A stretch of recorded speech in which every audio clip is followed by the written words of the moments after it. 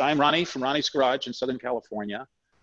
So today, what we're going to do, we're going to be focused on a Silver Shadow. This is a 73 Silver Shadow with, I think, 3,200 miles. No, sorry, it is now up to 4,800 miles. It's almost worn out. So this is a pretty rare car to have that low mileage. We're going to do a service. So we check the belts, we tighten the hoses, tighten the valve covers. I'm going to skip the exhaust manifold bolts because those things look like they haven't moved in years. Plus, it's an early one. I think it's time to start the car. Well, let's check the power steering first while we're here, because you check that when it's not running. There is a dipstick, and it'll have a full hot and a full low. It's right in the middle of there, so it's fine. Let's go ahead and, oh, it's a right-hand drive. Always look under the car to make sure you're not going to have a big puddle of oil.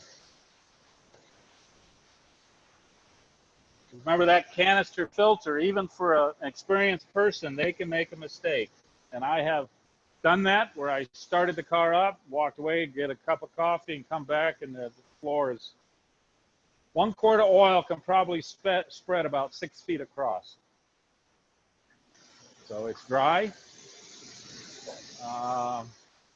Make sure your oil pressure light's on, always, or I mean out. Okay. We can check the transmission while it's running. Let me grab a towel.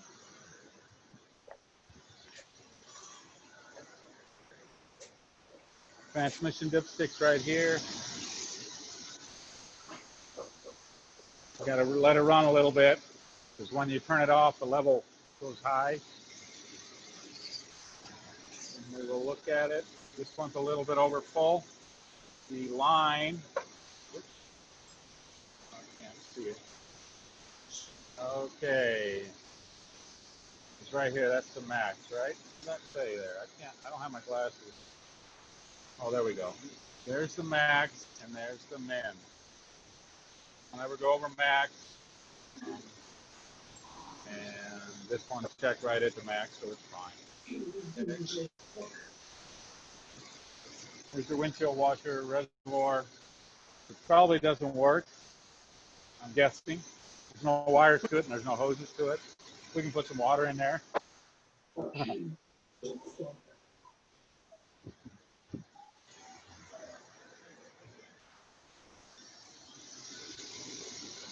this is just clear water that I use for topping off.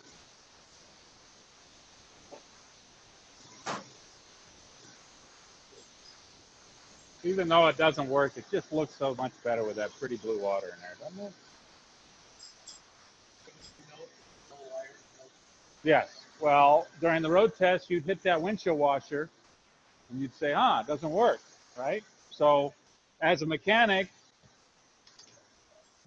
just to remind people that service checklist is just a checklist, okay? It doesn't mean that everything on that list is going to get a full diagnosis and a estimate for. That's just a checklist. If it's an obvious safety thing that I or the technician would determine this is a do not pass go situation, we have to address this, then we would make an estimate and then notify the customer and say, hey, we found this, you better address this now. If they, and what I like about these service sheets is it's documented history for the car, first of all. And many times I'll go down that checklist and the customer just wants a service and we do a bunch of other work and they don't want to spend any more money, that's fine. But then they'll get home and they'll look at this and they start going, oh, what's that? What's that? What's that? Should I address that? And then they will get back to me and I want to know what's wrong with this. Let's see it. And that's just like going to your doctor, like I said before, you know, your high blood pressure, your sugar level's a little off. Hey, your gut's getting a little bit thick. Maybe these are things you should address. It's not critical now, but to be informed of them is better than not to know anything at all. So we'll recheck the oil.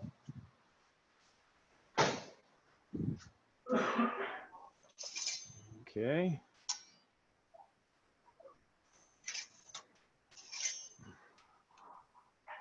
So we'll give it a little more time. We've got a minimum and maximum line. There's your minimum way down here. This is the original max. There's an extra line on that one right there. Remember how I said that these things will leak more oil if you overfill them? Somebody, I think, has done a little bit of modification here. This dipstick tube looks like it's been cut. I've done that in the past for people that always want to go over the full mark. They think it's better to have more than you're supposed to. But we've got 8 quarts in there. I know it's fine. And after this thing sits longer, it's going to come up even more. But just so everybody knows that the factory marks, between those 2 marks, is about 2.5 quarts. It's not 1 quart. So don't think that if it's down to here that another quart is good. You don't want to overfill these. Remember, you can check the oil on these things without even opening the hood. Is the carburetor dampers. These right here are supposed to have some, I use ATF or engine oil in them. You're supposed to be able to put them in and feel resistance. Okay, not a whole lot. You don't have to overfill them. It's just going to run out and make the car smoke it for a little bit. And I just go by, okay, see, it's got some resistance there. It doesn't want to, see how it's moving down real slow. So that's just a little top off. Make sure that's down. So I'll show you a couple other little things that happen to the shadows, especially. The door strikers and latches like to loosen up. So one thing, we'll just do the back door. Oh, we can do the front door. Is they've got these flat-headed screws. These are notorious for loosening up. So I usually check them, make sure that they're snug. I've seen them loosen up so much that they fall out. Now they've also got, and we'll open this back door for that one, the corresponding, this is the striker here. This has got the same kind of deal. So these will loosen up. And the worst one is the driver's door, because that gets open and closed the most. We can go ahead and hit this one over here while we're at it.